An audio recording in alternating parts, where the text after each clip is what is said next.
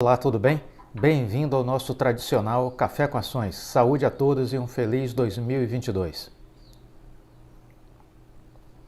Café com Ações é um giro de notícias e informações, conteúdos sobre economia, mundo empresarial e dos investimentos. Aqui eu procuro mostrar o que eu faço para selecionar informações que são úteis às minhas estratégias de investimentos. E aqui passo para vocês um pouco dessa dinâmica para que vocês entendam que precisam usar seu tempo com inteligência, porque o tempo passa, é um recurso insubstituível e é preciso então separar o joio do trigo. Muito bem, começamos esse giro de notícias com uma informação da semana passada. O governo federal vetou integralmente um projeto de lei aprovado pelo Congresso que previa renegociação de dívidas de microempreendedores individuais, micro e pequenas empresas que tiveram queda de faturamento durante a pandemia. A proposta foi aprovada pelo Congresso em dezembro do ano passado e permitia a renegociação de cerca de 50 bilhões em dívidas com a Receita Federal. Se o projeto tivesse sido sancionado, haveria uma renúncia fiscal de 1,2 bilhão de reais. Bom, o que comentar sobre essa matéria? O governo foi na contramão do que os países, vamos dizer assim, desenvolvidos fizeram durante a pandemia. As pequenas microempresas, os pequenos empreendedores individuais foram alguns dos setores que mais sofreram com a pandemia. E praticamente muitos negócios foram inviabilizados. Bares, restaurantes, pequenos comércios, houve assim o fechamento de milhares de negócios. E outros tantos estão com muitas dívidas. Os governos precisaram dar socorro, dar oxigênio a esse segmento, sob pena desses negócios não retomarem durante a recuperação das economias. É uma questão de sensibilidade e de visão estratégica para você promover esses pequenos negócios que acabam movimentando o comércio, movimentando os negócios, gerando empregos ou seja, vale a pena fazer uma renúncia fiscal? Claro que sim. Em momentos de crise, em momentos de esgarçamento vamos dizer assim, da estrutura econômica decorrente de um cisne negro, que foi a pandemia, algo totalmente fora da curva, é o papel do governo socorrer os menos favorecidos. É o papel do governo promover a recuperação daqueles pequenos comerciantes, daqueles pequenos empreendedores, pequenos empresários. O governo não agir assim é algo totalmente surreal, né? Coisas do Brasil, vamos dizer dessa forma. Muito bem, vale dizer também que Israel e Chile estão já iniciando a aplicação da quarta dose da vacina. Isso começou logo no início deste ano, entre o final de dezembro e o início de 2022.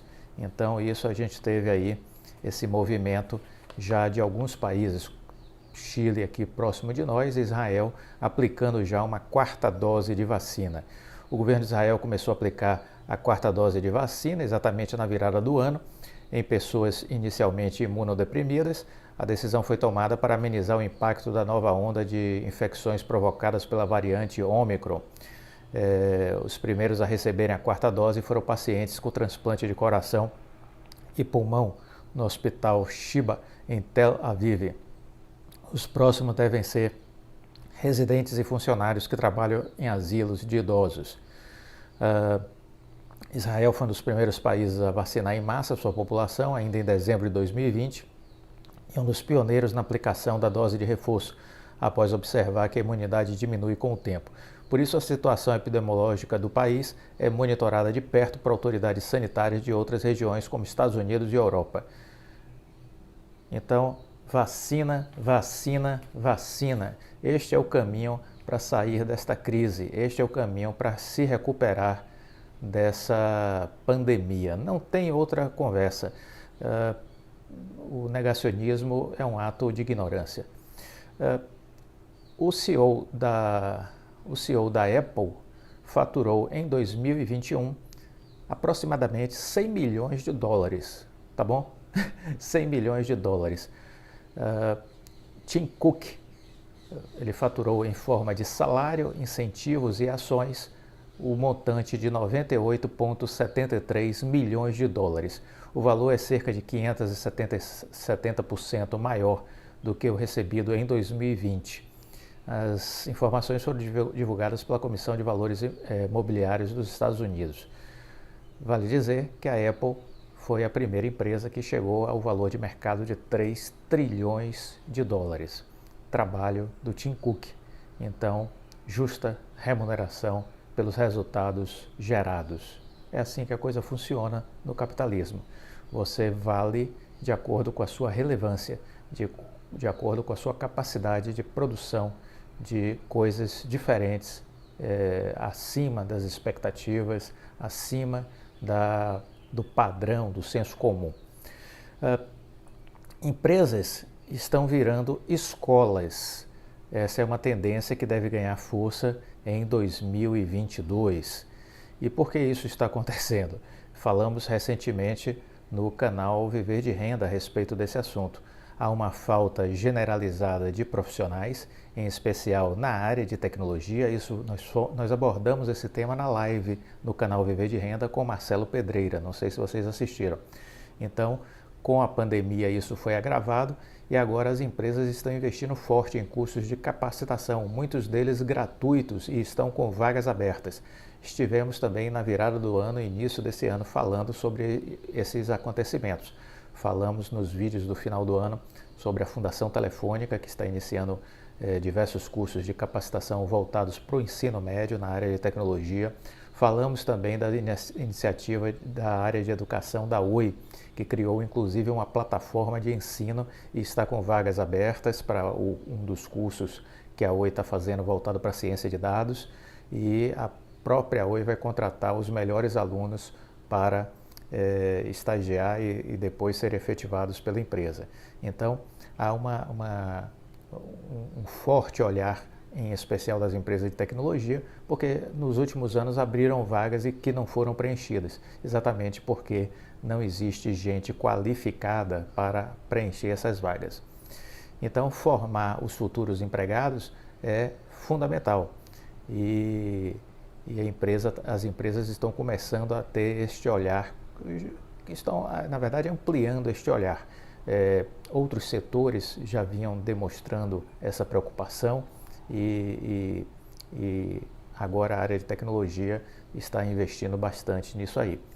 O fenômeno de formação de mão de obra com base em iniciativas do setor privado deve ganhar força, isso porque o déficit de profissionais de tecnologia continua a crescer. Há pelo menos 5 anos, o aumento da digitalização das economias mostrava que a demanda desses profissionais era maior do que a oferta. Com a pandemia, esse déficit piorou e diversas empresas estão investindo na educação das comunidades e setores em que atuam. Então, temos aí oportunidades de aprendizado e temos oportunidades para que as pessoas consigam algumas oportunidades de emprego, né? XP Investimentos comprou o Banco Modal. Muitas pessoas foram tomadas de surpresa por essa notícia, essa decisão da XP. E o CEO da XP, o Guilherme Benchimol, ele fez uma publicação no seu Instagram dizendo exatamente o seguinte: a união da XP com o Banco Modal vai nos permitir acelerar o processo de disrupção na indústria financeira, ainda muito concentrada nos bancões. Nossos clientes serão os grandes beneficiados, pois vamos ganhar escala e conseguiremos assim oferecer produtos e preços ainda melhores. O Banco Modal permanecerá independente e segregado, apesar de fazer parte do ecossistema XP. Seguimos firmes na nossa jornada de romper com o status quo e transformar a indústria financeira brasileira para melhorar a vida das pessoas. É só o começo. Então está aí o Guilherme Benchimol dando sua declaração, seu ponto de vista sobre essa decisão que ele tomou da XP, e acompanhemos, né? Esse é um setor em profunda transformação, muita tecnologia, muita coisa nova. Os bancos tradicionais estão em xeque, né? O fato de ser gigante não significa que sobreviverá no futuro, senão os tiranossauros rex ainda habitariam o planeta Terra, não é verdade? Uma outra notícia me chamou a atenção. A Dinamarca, ela é conhecida como um dos países mais felizes do mundo. Você sabia disso? A Dinamarca é conhecida já há algum tempo, já há alguns anos. Diria que mais de uma década esse título sempre está com a Dinamarca, ou entre os primeiros 3 colocados, a Dinamarca sempre destaca nessa pesquisa.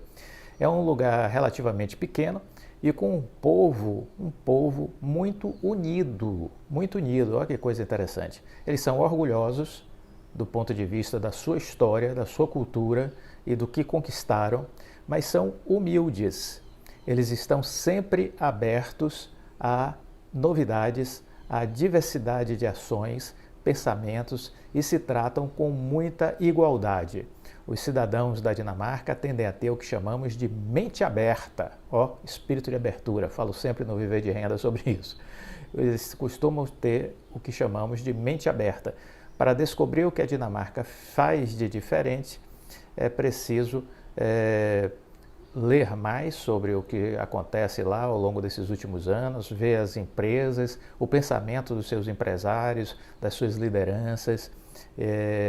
É algo que é importante para a gente tentar entender essa dinâmica de sensação de felicidade que esse povo tem, de viver bem a vida e de estar bem com a vida, né? O equilíbrio entre a vida pessoal e profissional não é apenas uma vantagem no país, né?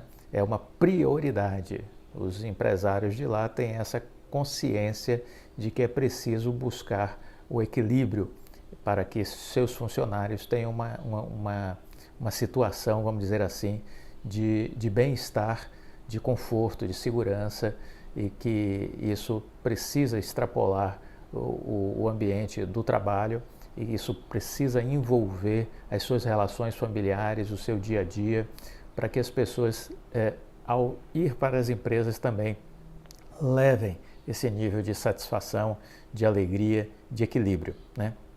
Isso faz bem para todo o ecossistema, para todo o entorno onde as pessoas estão inseridas. Então, as empresas entendem que é uma prioridade